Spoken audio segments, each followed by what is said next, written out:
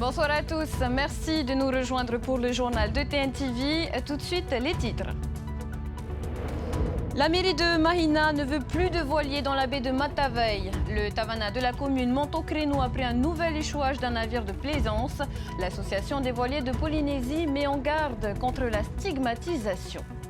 Nous vous en parlions dans de précédentes éditions. Le CESEC s'est saisi de la problématique de la pauvreté au Fénois. Avant l'étude d'un rapport la semaine prochaine, nos équipes sont allées à la rencontre des acteurs qui œuvrent déjà au quotidien pour améliorer la vie des plus démunis. À quelques jours de la reprise de l'école, il est encore temps de trouver les activités périscolaires de vos enfants. Pour cela, on vous propose de faire un tour au salon de la rentrée qui a ouvert ses portes ce matin du côté de Mamaou. La vie de champion olympique n'est pas de tout repos, mais elle est remplie de bonheur partagé. Notre médaillé d'or Kaoli Vast en fait l'expérience. Juste après sa victoire, il était attendu à Paris, dans l'Hexagone, par des milliers de supporters.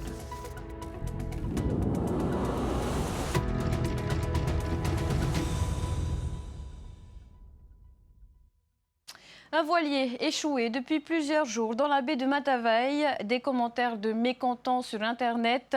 Pour le maire de Mahina, il faut agir. Damas Tewira veut désormais purement et simplement interdire le mouillage des navires de plaisance dans la zone.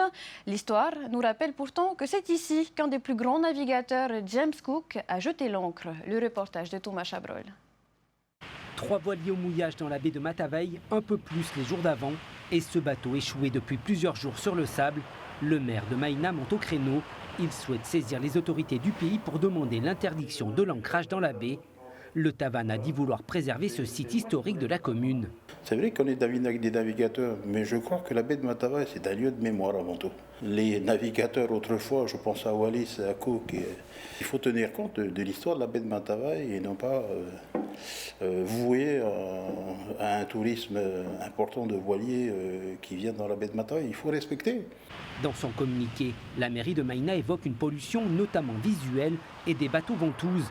Une stigmatisation que déplore l'association des voiliers de Polynésie. Depuis 2008, tous les voiliers sont équipés de cuves pour stocker les eaux noires, rappelle son président. L'association refuse que les plaisanciers soient considérés comme une source de pollution. La pollution, si on veut vraiment la voir, il suffit de rentrer dans les vallées. Là, on voit des épaves de voitures, on voit des taudis, on voit des détritus partout.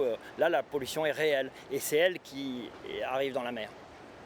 Sur les cartes marines apparaît une ancre dans la baie de Matavai, ce qui signifie que cette zone de sable est sécurisée pour le mouillage. Les voiliers peuvent s'y rendre à condition de demander une autorisation aux autorités maritimes locales. De son côté, le maire affirme que seuls les gros navires peuvent être autorisés. Il y a bien un point d'ancrage, mais c'est pour les bateaux de plus de 90 mètres. Ça, c'est clair et net, la formation est là. Effectivement, se profile une législation qui va s'appeler escale et qui va peut-être changer les choses et donner la voie au maire pour interdire le mouillage. Mais enfin, on est à quelques kilomètres du Yacht Club de Tahiti, où on est à quelques kilomètres de la marina de Papeete. Si on ne peut plus aller à la baie de Matavai, je pense qu'on tuera la plaisance. Le travail pour déterminer les zones de mouillage n'est pas encore finalisé. La direction des affaires maritimes poursuit ses rencontres avec les communes pour gérer le flux des bateaux sur l'ensemble des archipels. Eux ne sont pas observables sur le plan d'eau, mais sous la surface des eaux. Les récifs sont-ils tous connectés à travers le monde? C'est l'hypothèse avancée par l'association Tamanote Teiroto, les enfants du lagon. Pour résoudre ce mystère, elle a décidé de lancer une observation mondiale de pente des coraux. Valentine Vassel et Indieb nous en disent plus. Il y a déjà 4 ans, le biologiste VTA Liao avait réussi à prouver que la ponte d'un corail bien particulier, le Porites russe, était prévisible et surtout synchronisée des îles de la Polynésie jusqu'à la Réunion. Aujourd'hui, son objectif est de déterminer la limite géographique de ce phénomène de ponte synchronisée avec la participation d'observateurs du monde entier. Pour chaque pays concerné, on a exactement le jour et l'heure exacte à laquelle ça devrait se passer pour eux. En fait, on s'est rendu compte en Polynésie, c'était lié à la Lune, 5 jours après la pleine Lune et 1h30 après le lever de soleil. Et justement, grâce aux observations qui ont été faites à La Réunion, aux Seychelles, en Indonésie et à Fidji, ça se passe pareil pour eux. 5 jours après la pleine lune, 1h30 après le lever de soleil. Donc maintenant, quand on connaît quand est-ce qu'est la pleine lune et à quelle heure est le lever de soleil, on peut prédire à la minute près quand le phénomène devrait se passer. Et si ça ne se passe pas, c'est qu'il y a d'autres choses à prendre en compte, quoi. L'application mobile Tama no Te Tairoto sera disponible dès novembre pour permettre aux participants de partager leurs informations. Les 18 et 19 janvier, prochaine date de ponte, l'association espère qu'ils seront tous à l'eau pour scruter le phénomène. Comment rendre notre société plus équitable? C'est la question qu'a décidé de se poser le CESEC. Son rapport sera étudié la semaine prochaine en séance plénière. Un document qui liste des pistes d'amélioration, notamment par l'éducation, pilier central pour sortir de la précarité. Nicolas Pérez est allé à la rencontre de celles et ceux qui œuvrent chaque jour pour sortir les familles de la difficulté. Le CESEC met une nouvelle fois en exergue des taux inquiétants sur la précarité des ménages polynésiens. 20% d'entre eux vivraient ainsi avec moins de 51 000 francs par mois. Et les différentes crises économiques et sanitaires de ces dernières années ont probablement creusé ce fossé. Nous, on le voit bien au sein de nos ateliers, on récupère des jeunes de plus en plus jeunes, de 16 ans, chose qu'on n'avait pas. On n'avait pas de mineurs avant. Et donc aujourd'hui, on fait que beaucoup de jeunes sont désœuvrés et les familles aussi. Un constat dû notamment au décrochage scolaire. 11% des élèves polynésiens âgés de 15 à 17 ans ne sont plus scolarisés. Un chiffre quasiment 3 fois plus élevé que dans l'Hexagone. Il y a eu une déscolarisation précoce et quand on parle de remise à niveau, c'est vraiment de la remise à niveau. Donc ils ne sont même pas au stade de l'insertion professionnelle. Un indicateur préoccupant, puisqu'être en possession d'un diplôme d'études supérieures multiplie par 6 les chances d'obtenir un emploi. Le CESEC interpelle donc le gouvernement sur l'urgence de la rénovation des infrastructures éducatives et la création d'internats d'excellence. Et les inégalités sont encore plus flagrantes pour les étudiants des îles éloignées. Même si le pays met beaucoup de moyens, il n'y est pas vraiment encore. Parce qu'un jeune qui viendra ici, si admettons il a un hébergement, un studio, qu'on lui donne un studio, il n'est pas équipé, il faut qu'il trouve l'équipement, il faut qu'il se débrouille. C'est un peu vraiment le circuit administratif qui est compliqué. Avec des prix sur les produits alimentaires 45% plus élevés que dans l'Hexagone et des loyers qui atteignent des sommets, le CESEC estime que les aides familiales doivent être repensées. Un avis partagé par la directrice de l'association, Emma Outa. Le système il a été pensé il y a plusieurs années, donc il faut le revoir et il faut donner un minimum à ces familles qui ne peuvent pas avoir ce minimum. Parce que ce que l'on constate, c'est que les familles trouvent leurs ressources parallèles. Elles sont parallèles, mais elles sont illégales. Les membres du CESEC se réuniront la semaine prochaine pour étudier en séance plénière l'ensemble des propositions et inciter le pays à réduire la fracture sociale. Et en bref, si elle prend effet juste après minuit, la grève ne devrait pas durer à la société de restauration Newrest. Selon Patrick Gallon de la CSTPFO, l'intersyndicale et la direction des sociétés Newrest Polynésie et Newrest Catering sont proches d'un accord et un protocole pourrait être signé dès demain. Les perturbations dans les cantines scolaires qui reprennent du service la semaine prochaine ne devraient donc pas avoir lieu. Avis aux familles, il vous reste quelques jours pour compléter les cartables et choisir les activités périscolaires qui vont rythmer votre année et celle de vos enfants. Pour cela, rendez-vous au salon de la rentrée qui a ouvert ses portes ce matin à Mamao. Laure Philibert et Matai Horei ont fait un tour dans les nombreux stands. Regardez. À quelques jours de la reprise des cours, les familles finalisent l'achat des fournitures et équipements. Le salon de la rentrée permet de gagner du temps en regroupant un panel varié de professionnels. Il y a les cartables, il y a les accessoires, il y a surtout la partie shopping, donc avec le prêt-à-porter. Donc on a la partie des tout nouveau-nés, la partie maternelle, surtout jusqu'aux ados. Donc il y a de quoi en tout cas pour bien préparer la rentrée scolaire des enfants. Parmi les stands les plus prisés, les activités périscolaires, apprentissage de langue, art ou sport. Avec la réforme des rythmes scolaires, les familles organisent davantage le temps libre. Il y a des enfants qui vont finir plus tôt dans certaines écoles. Alors c'est pas toutes les écoles, du coup c'est à nous un peu de nous adapter.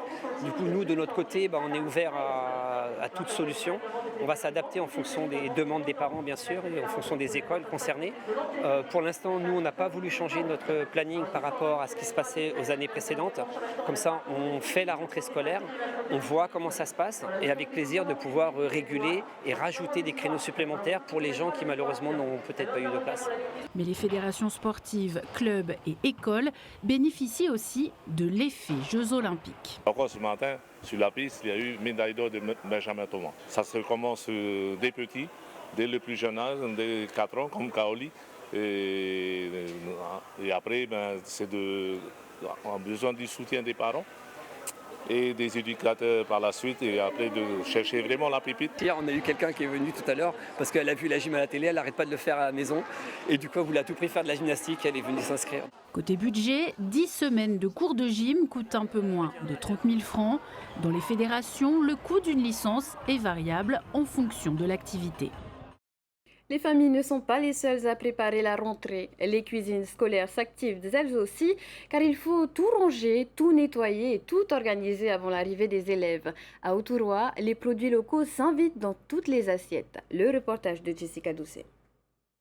Ces équipes de la cuisine centrale communale sont à pied d'œuvre. Tout doit être nettoyé et disposé. Un peu plus de 400 élèves feront leur rentrée la semaine prochaine. On est prêt pour la rentrée. Là, actuellement, on reçoit les marchandises et d'ici la fin de la semaine, on termine le grand nettoyage dans toutes les écoles, c'est-à-dire Veither, Apoiti et Tahina. Pour la partie réfectoire alors. Voilà, tout ce qui va être cantine et les cuisines annexes. L'élaboration du menu est faite à l'avance. Ici, la municipalité donne la part belle à une cuisine équilibrée et l'introduction des produits frais et locaux dans les assiettes.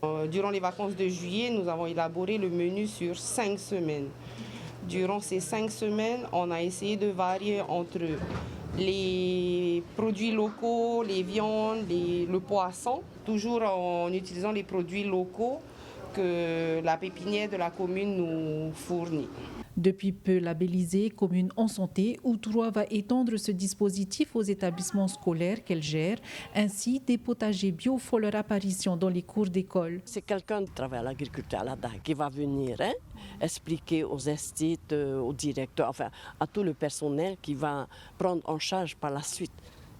Même apprendre à nos enfants comment il faut planter, comment il faut arroser, comment il faut mettre... Parce que c'est eux qui vont s'occuper de tout ça après. À partir de la rentrée, près de 2000 repas seront préparés chaque semaine dans les écoles primaires publiques de Outouroi. On reste sur l'île Sacrée où une centaine de sacs à dos et du matériel scolaire ont été distribués aux familles dans le besoin. Une action caritative initiée par un concessionnaire automobile réputé au Fénois. Une opération également réalisée les jours précédents à Aroué, Papeete, Mahina, Moorea ou encore Bora Bora. Au total, 4500 sacs offerts. Objectif, que tous les enfants démarrent l'année dans de bonnes conditions. On écoute ces quelques mots de Léana Foujra au micro de Julien Vescovali. Cette année, on a fait venir plus de 4500 cartables pour desservir toute la Polynésie. Donc voilà, c'est un chiffre aussi moi qui m'a... Parce que lorsqu'on a commencé à contacter les mairies l'année dernière, les chefs d'établissement, les associations, on s'est rendu compte qu'il y avait beaucoup d'enfants nécessiteux, beaucoup de familles en fait qui étaient dans le besoin. Donc c'était des chiffres qui m'ont un peu noué le ventre, noué l'estomac. Mais voilà, on est là pour eux aujourd'hui. Si on peut leur apporter cette petite contribution, alors c'est pas grand-chose à notre échelle bien sûr, mais voilà, c'est une petite contribution pour la rentrée des classes et pour dire aux parents, on est là. Et toujours à Raiatea, la commune de Tapu-Tapu-Atea est en deuil. La maire déléguée de Pohine, Armel Mukomtse, épouse Massé, est décédée ce matin dans sa 51e année. Engagée notamment pour la jeunesse et la protection de l'environnement, elle aura impulsé la création de la première aire marine protégée de Raiatea. Une grande veillée sera organisée dimanche soir à 18h au Whareamuira de Pohine. Une messe et l'inhumation seront organisées lundi matin. Retour à Tahiti et plus précisément au palais de justice. Un nouvel avocat a prêté serment ce matin, Heivarau Te Arui, qui fait la fierté de sa famille. Après des années de persévérance entre la Polynésie et l'Hexagone, il est déterminé à défendre la justice. Retour sur ce moment mémorable avec Emma Mathieu.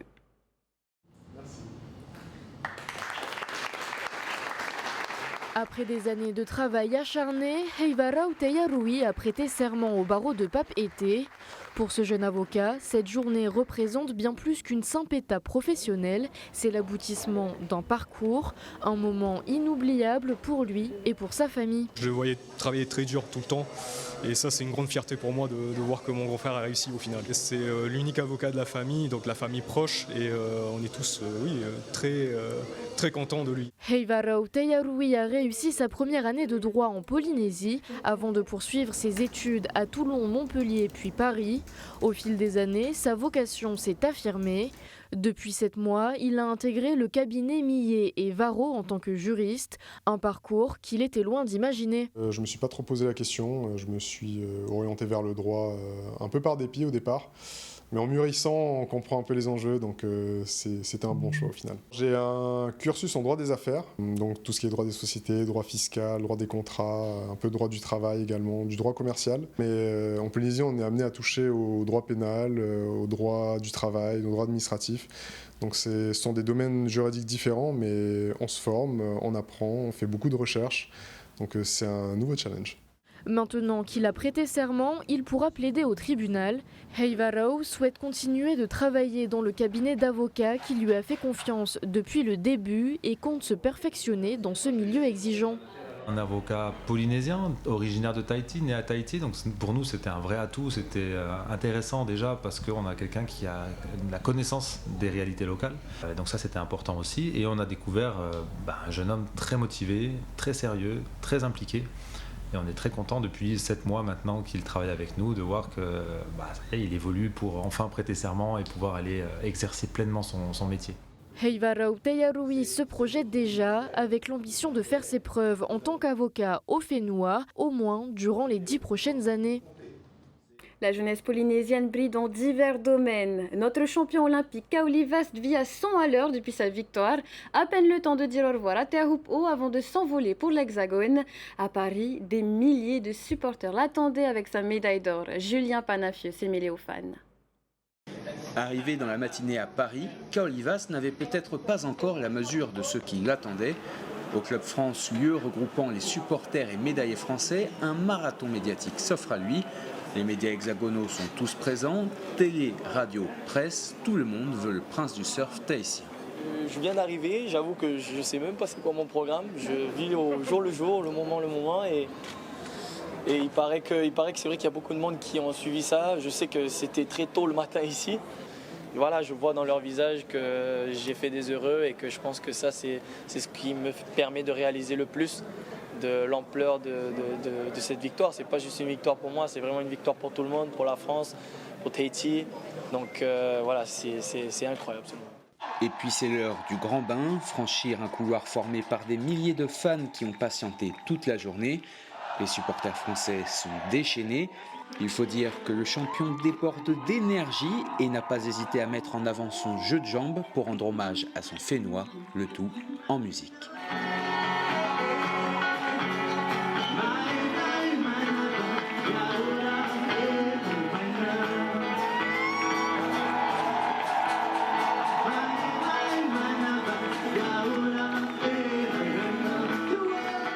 Forcément, chanter, danser, jouer aux côtés du premier médaillé d'or tahitien de l'histoire, le tout devant des milliers de personnes sur place, des millions devant leur télévision, tout cela ne laisse pas insensible. C'est un honneur d'accueillir Kaoli en musique surtout et dans notre langue. Et surtout qu'on lui donne une mana de loin et c'est ça qui est beau aussi. Aujourd'hui, on a kiffé le moment avec lui. Il y avait des Tahitiens sur la scène, mais aussi dans le public. Fliline, qui a vécu de belles émotions devant sa télé à 3h du matin, est venue saluer Kaoli. Beaucoup de tension, beaucoup de joie. J'ai même pleuré, je pense. D'ailleurs, je verse encore une petite larme. Et puis je trouve ça complètement fou. Enfin, on est au Club France, on est en France, il est là et puis il vient célébrer avec nous alors qu'on n'a pas forcément pu être à Tahiti. Du coup, ça c'est top qu'il puisse venir ici et puis célébrer sa médaille en France avec les Français, mais aussi avec les Polynésiens qui sont ici. Enfin, je trouve ça complètement ouf. Kaoli Vast aura réussi la prouesse de gagner une médaille olympique, mais aussi de faire rester éveillé plusieurs nuits l'Hexagone, tout en lui faisant vivre ses plus belles émotions. Le champion va rester plusieurs jours pour continuer de communier avec le public. Et on fait le point sur le tableau des médailles de ces Jeux Olympiques. Avec 14 médailles d'or ce jeudi, la France maintient sa 4e place derrière les États-Unis, la Chine et l'Australie. Du football pour finir. Hier soir, l'équipe tahitienne des Tamahuras s'est inclinée 2-1 en demi-finale du tournoi océanien des moins de 16 ans au Stade Pater. Fidji est qualifié pour la finale et décroche son ticket pour la Coupe du Monde du 17 de la FIFA. Mais il reste une ultime chance aux Tamahuras d'y participer également. Pour cela, il faudra battre la Nouvelle-Calédonie ce samedi à 15h au Stade Pater dans le match pour la 3e place. On les encourage. C'est la fin de cette édition. Dans quelques minutes, suivez les 2 premiers épisodes de la mini-série Le Remplaçant. À partir de demain, retrouvez Davidson Bennett à cette même place. Quant à nous, on se retrouve lundi. Belle soirée à tous sur TNTV. E haapururuhia te iwi a ini a i te tahua natirara a Tino TV.